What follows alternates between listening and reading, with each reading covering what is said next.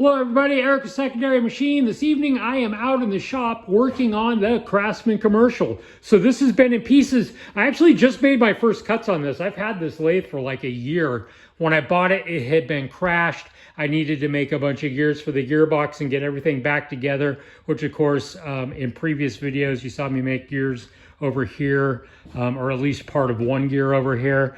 Got the gearbox back together, had this torn apart, matched the paint, repainted the whole thing because it was in pretty rough shape, and just got it back together and just made my first cuts on this lathe. I've had it for probably over a year now, and so it was nice to finally get to take some cuts. Now, I put a little test bar in there, and over the course of, I don't know, maybe that's like 4 inches, I was losing about a thou per inch, so I lost like 4 thou over the course of this. So I didn't know if the tailstock was adjusted properly, so that's what I'm looking at here. You can see that it was off by a little bit. I've got it dialed in pretty well now, so I don't know. I'll need to, of course, pull the 4-jaw back off of here, throw the 3-jaw back on, and run some more test cuts and see where I'm at.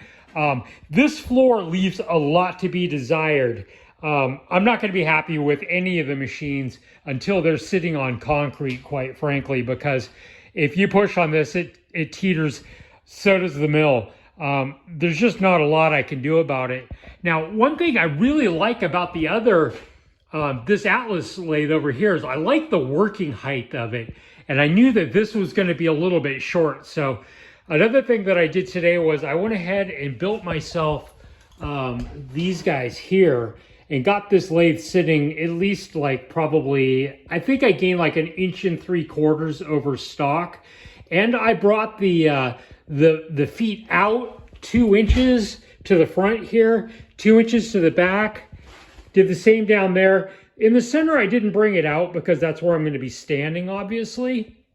But having had another Atlas commercial in the past, I had the other frame where it's more like a, it goes from the bottom, it tapers as it comes up. And that model, this is better than that model. It's a lot more stable. But adding these legs so that they stick out a little bit further and getting it up some more is definitely added to the stability. My theory with this particular model is that I think these were for schools, because the other model is a little more tippy, and also this handle that adjusts the belts on this one is on the inside where you could lock it up. On the other one, it's on the outside where kids would be able to mess with it and, you know, maybe end up with fingers inside of a pulley or whatever. And so I think if I remember right, maybe the pulley might have been on the outside. One of the pulleys is out here and the handle. So anyway, everything for this one is on the inside of it. And so my theory is that I think maybe these ones, and the reason you don't really see this particular stand very often, mostly what you see is the other one. I think this one's a little more rare.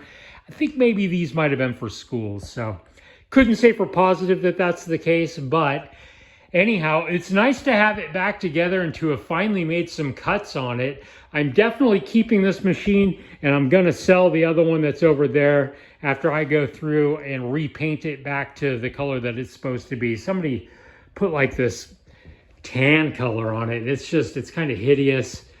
I mentioned in another video that the end covers were missing when I got that. You can see what color. That's is it a TH42? No, it's a QC42, excuse me. That's the color that it should be, which I think is the same as what this was, just a real typical Atlas color. So I've got a bunch of extra of the paint, so I'm gonna go ahead and make that other lathe nice too, pair it with a bunch of tooling and sell it off. Not sure which 4-jaw I'm gonna keep. There's a larger 4-jaw under here that I could keep. I'm only gonna keep one of them, so one of the 4-jaws. This is the 4-jaw that I've been using for a long time with that one over there, but this one is larger, so I might keep it. Definitely going to keep this 3-jaw. I don't care what you say about the Chinese. This Vevor or Vevor, however you pronounce it, I think the main thing with these chucks is if you nail your numbers on the backing plate and really do it right, very accurate, and this has a lot more mass to it than what one of the stock Atlas ones has. I've got one of the thin little, it's a really nice little chuck. And I'm kind of tempted to keep it just because, you know, it's really what these machines came with. But this has more mass to it, and it's a good chuck. It really is. So, you know, say what you like about that Chinese stuff. Man, I'm thrilled with this. And actually, I've got, I think I've got two more of these. So I've got this one. I've got a 4-inch one that's on the rotary table.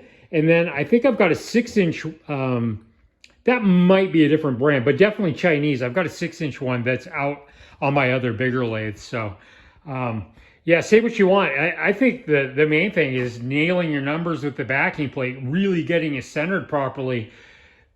That thing's accurate. So anyway, anything else I wanted to mention? You know, yeah, actually, I wanted one of these for a long time, and I finally got, this is a Starrett, it's just the right size. So I bought a bunch of stuff at an estate sale a couple of months ago, basically an entire, just a bunch of machinist stuff. And a surface grinder. And so I always wanted one of these so I could set my machines up right. And so I'm not completely dialed in perfectly, but I figured that, you know, it's never going to be right with this floor anyway. But that is something that for a long time I really wanted, one of these precision levels. And so this is a Starrett, and this is the one I would want. It's just the right size. And this was in with, basically it was a 3-set Kennedy box just filled with good stuff. And initially I was going to get the Kennedy boxes too, but he actually, before I went back out there to get it, he said he had to keep the boxes for his wife. She really wanted to use them for something, but I got all the stuff that was in them, which was the main thing. So, you know, stuff like this Starrett, like, see if I can get this open here. I love these Starrett button backs. Now I've got 2 of them, like the complete kit. Like, I mean, there were gauge blocks and like the full set, like just so much good stuff in there. Just thrilled. I live for that sort of thing where I buy a bunch of tools for pennies on the dollar. Anyhow, I'll let you all go. I'm going to get back to work, and Eric with Secondary Machine, I will talk to you later.